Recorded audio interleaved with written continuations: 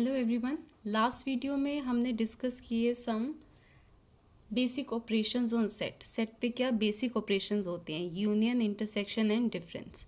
आज हम डिस्कस करने वाले हैं properties of union and intersection of union. First of all हम डिस्कस करेंगे properties of union. First property is A union B is equal to B union A. Means अगर आप two sets का यूनियन कर रहे हैं तो आप ऑर्डर चेंज कर सकते हैं। आप ए को पहले बी को बाद में लिखें, या बी को पहले लिखकर ए को बाद में लिखें। बोथ आर सेम थिंग और सेम आंसर आपको मिलेगा। इस प्रॉपर्टी को हम बोलते हैं commutative property. Commutative means commute करना, मीन्स आप उनका ऑर्डर चेंज कर सकते हैं और आंसर हमेशा क्या आएगा, same. Let us see an example. Suppose मैंने सेट लिया A B C and D, and मैंने बी सेट लिया A E D and G. Okay, हम दोनों साइड कैलकुलेट करेंगे, A union B as well as B union A. So let's see they are same और not. A union B, we are finding left hand side. A union B means दोनों के elements को combine कर दीजिए, और अगर कोई repeated है तो उसे एक ही टाइम लिखना है आपको। ए दोनों में है, सिंगल टाइम लिखेंगे। बी है, नेक्स्ट एलिमेंट सी लिखेंगे, फिर डी। ई ए आप एक बार लिख चुके, ई आपने नहीं लिखा वो लिखिए। डी आप लिख चुके, no need to repeat. Then G, this is the union combining these two sets. Now let's see B union A. क्या कीजिए, पहले बी सेट वाले सारे नेम्स लिख लीजिए, ए ई डी एंड जी। अब ए वाले चेक करते हैं, अगर कोई रिपीटेड होगा तो हम उसे नहीं लिखेंगे, अगर कोई डिफरेंट नेम होगा तो हम उसे लिखेंगे। ए रिपीटेड है, no need to write. B is not there, so write B. Then C is also not there, C. D is there, so no need to repeat it. ये हो गया आपका बी यूनियन ए। अब check कीजिए क्या दोनों में सेम एलिमेंट्स हैं। ए है दोनों में, बी भी है दोनों में, C is also in both the sets, D E and G सब एलिमेंट सेम है। Means A union B and B union A are same. Set same होने का मतलब, इक्वल होने का मतलब उनके एलिमेंट सेम होंगे, ऑर्डर डिफरेंट हो सकता है। यहाँ बी सेकेंड नंबर पे है, यहाँ लास्ट सेकेंड पे है, यहाँ ई लास्ट सेकेंड पे है, ये सेकेंड प्लेस पे है, तो ऑर्डर कुछ भी हो सकता है। Okay, so it is commutative. Next property is, अगर आप थ्री सेट्स लेते हैं ए बी एंड सी और आप इनकी यूनियन करना चाहते हैं, तो आपके पास क्या पॉसिबल केसेस हैं, क्या चांसेस हैं थ्री सेट की करनी है। पहले आप कोई भी टू सेट्स की कर लीजिए। पहले आप ए एंड बी की कर सकते हैं और जो आंसर आएगा उसकी यूनियन सी के साथ, या फिर पहले आप बी एंड सी की कर दीजिए और जो आंसर आएगा उसकी यूनियन ए के साथ। बोर्ड मार्क्स के अकॉर्डिंग जो ब्रैकेट में होता है पहले वो सॉल्व करते हैं। तो यहाँ पर पहले ए एंड बी की यूनियन फाइंड करेंगे, जो आंसर आएगा उसकी यूनियन सी के साथ। सेम यहाँ पे पहले बी एंड सी की यूनियन करेंगे, जो आंसर आएगा उसकी यूनियन ए के साथ।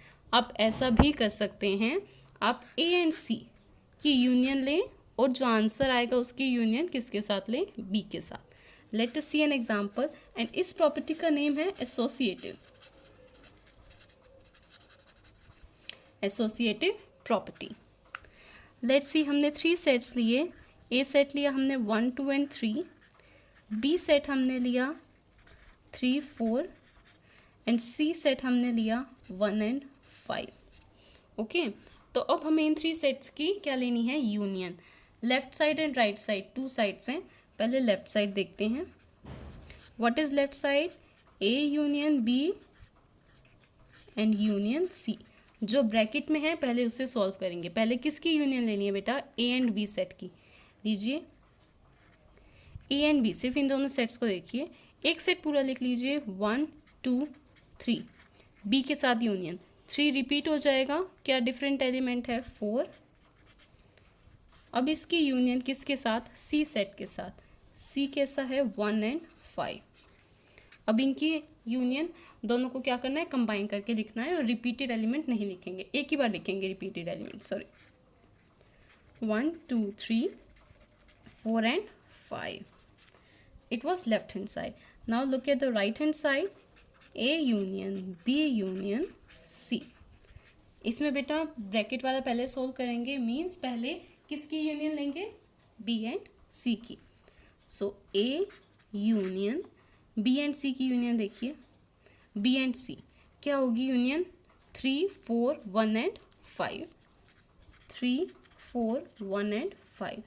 अब इसकी यूनियन किसके साथ लेनी है, ए का नेम क्या है, 1 2 3.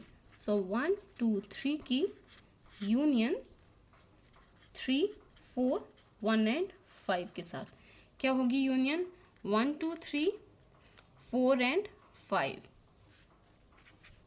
1 2 3 4 एंड 5. आई एम एज्यूमिंग कि आपको पता है यूनियन कैसे लिखनी है.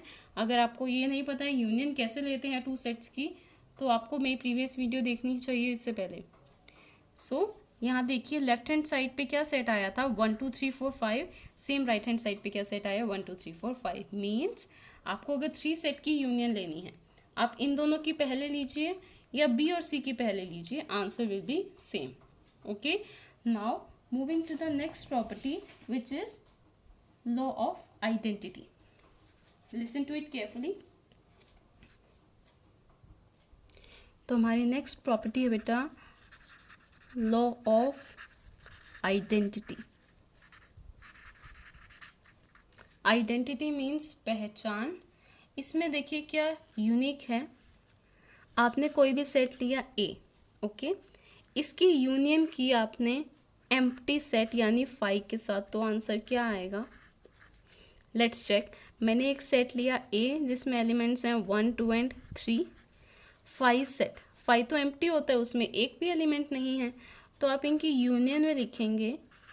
यूनियन में क्या होता है, दोनों के एलिमेंट्स को कंबाइन करके लिखना है, तो इनको कंबाइन करके लिखेंगे, क्या आएगा answer 1 2 3.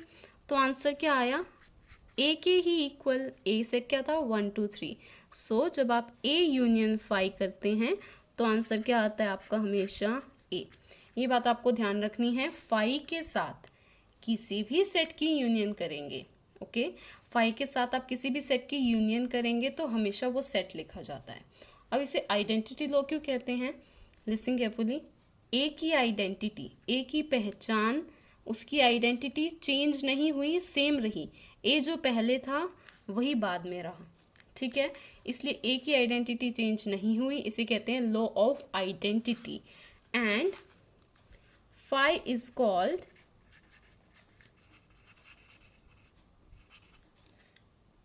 Identity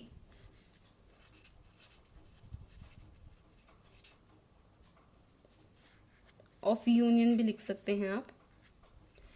5 is called identity means 5 एक ऐसा एलिमेंट है जिसकी वजह से ए की आइडेंटिटी क्या रही, सेम. अगर 5 की यूनियन आप बी के साथ कर दें किसी और सेट के साथ, तब भी क्या रहेगा, सेम बी. तो इस 5 को जो हर बार सेम है, इसे हम बोलते हैं identity. Is it clear. Now next law is, अगर आप करें ए की यूनियन ए के साथ, what will be the answer, yes, answer will be A. A की यूनियन ए के साथ, मान लीजिए ए सेट है 1 एंड 2, इसकी यूनियन इसी के साथ करेंगे, आंसर क्या आएगा, ए.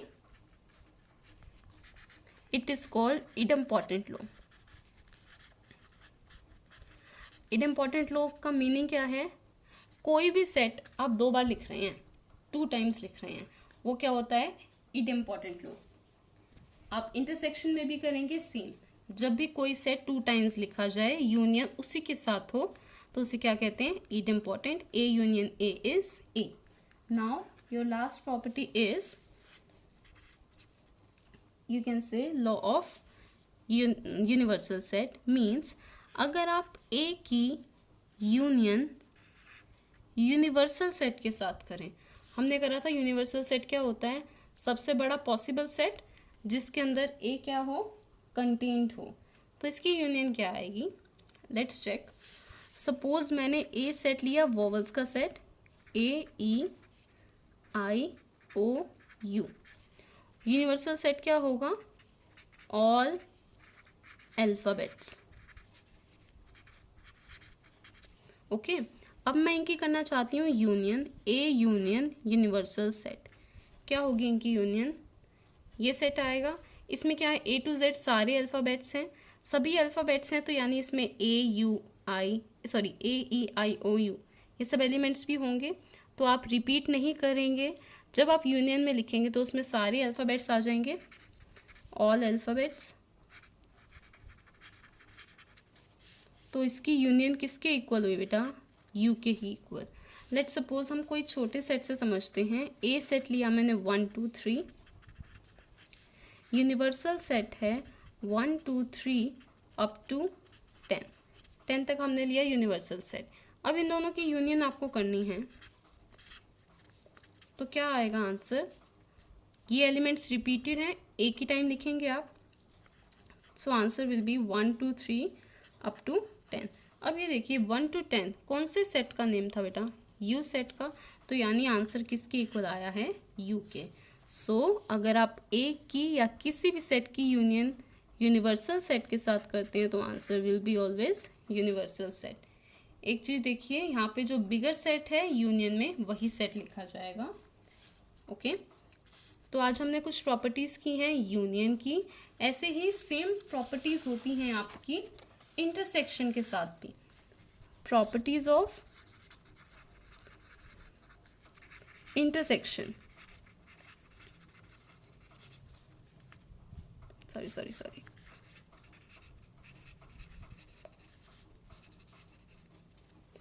इंटरसेक्शन में आपको क्या करना है? इंटरसेक्शन की प्रॉपर्टीज जो आपने यूनियन में पढ़ी। फर्स्ट प्रॉपर्टी क्या थी यूनियन की? कॉम्यूटेटिव। कॉम्यूटेटिव में क्या था? आप ऑर्डर चेंज कर सकते हैं, आप ए इंटरसेक्शन बी लिखें या B intersection A, both will be same. Likewise आप इसका एग्जांपल भी ले सकते हैं, जैसे इंटरसेक्शन का एग्जांपल ले सकते हैं सेम जैसे हमने यूनियन में लिया था। इंटरसेक्शन में क्या लिखा जाता है बेटा? Common elements. इसका नेम क्या था? Commutative law. Commutative means commute, commute word से बना है। कम्यूट मीन्स जिसका ऑर्डर चेंज करने पर, मीन्स आप ए पहले लिखें या बी पहले लिखें, both are same. Next property is associative, means अगर आपको 3 सेट्स की इंटरसेक्शन करनी है, ए बी एंड सी की इंटरसेक्शन, तो आप पहले ए एंड बी की करें या फिर पहले बी एंड सी की करें, बोथ विल बी सेम। इस प्रॉपर्टी का नेम है associative. Okay, you can prove it by examples, by taking examples. Third property is law of identity. वहाँ हमने क्या किया था? ए की यूनियन की थी फाई के साथ। अगर आप ए की इंटरसेक्शन करें फाई के साथ, what will be the answer? Pause the video and think for a while. अगर आप ए की इंटरसेक्शन फाई के साथ करते हैं तो आपका आंसर क्या होगा? फाई। यस, सपोज मैंने ये सेट लिया 1 2 3 और 5 में तो कोई एलिमेंट नहीं है। ए इंटरसेक्शन 5 में क्या लिखते हैं बेटा? Common elements. दोनों में कुछ कॉमन है, 5 में तो कोई एलिमेंट ही नहीं है, कॉमन तो कुछ भी नहीं बचेगा, मीन्स 5 यानी एम्प्टी सेट। इसे हम बोलते हैं identity law. Is it clear? Moving to the next property. Next property हमने की थी यूनिवर्सल सेट की, मीन्स अगर आप ए की इंटरसेक्शन यूनिवर्सल सेट के साथ करते हैं, क्या आंसर होगा? Let us see by an example. A set आपने लिया 1 2 3, यूनिवर्सल सेट जो इससे बड़ा होगा 1 2 3 अप टू 10। इंटरसेक्शन में क्या आता है बेटा? हमेशा कॉमन सेट, कॉमन नंबर्स। इन दोनों में क्या कॉमन है? 1 2 एंड 3। तो ये किसके इक्वल है? 1 2 3 ए सेट के इक्वल, यानी इनकी इंटरसेक्शन क्या आएगी? हमेशा ए सेट।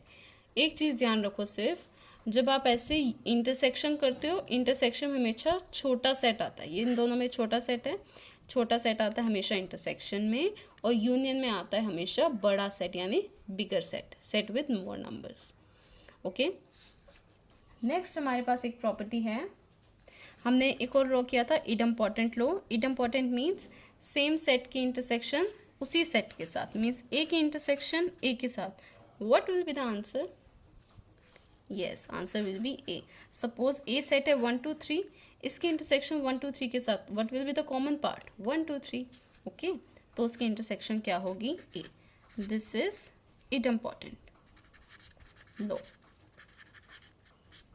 आपको नेम से ही क्लियर हो जाना चाहिए, identity law, idempotent law and universal law, इसे हम बोलते हैं यूनिवर्सल लॉ। नेक्स्ट लास्ट और सबसे इम्पॉर्टेंट लॉ है हमारा distributive law.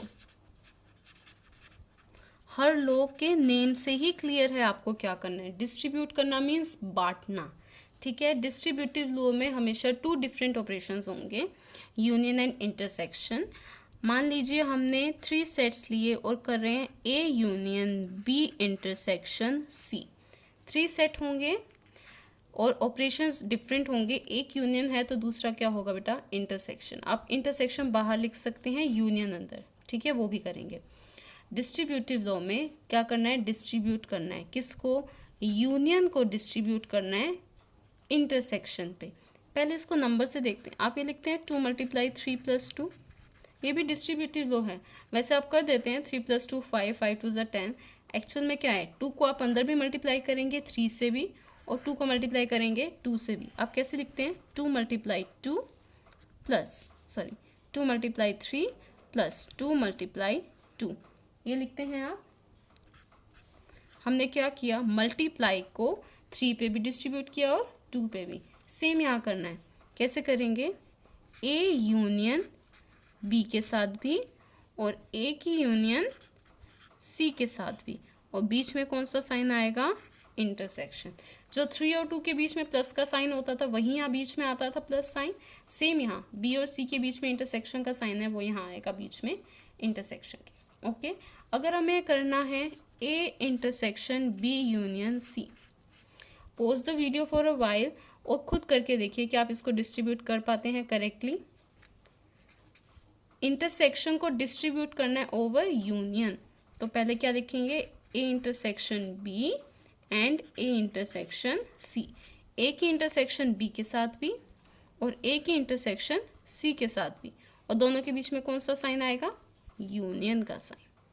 Is it clear? Next video में हम डिस्कस करेंगे important topic Venn diagram. If you have any doubts or any suggestions, do write in the comment section. If you like my videos, please like, share and subscribe. Thank you.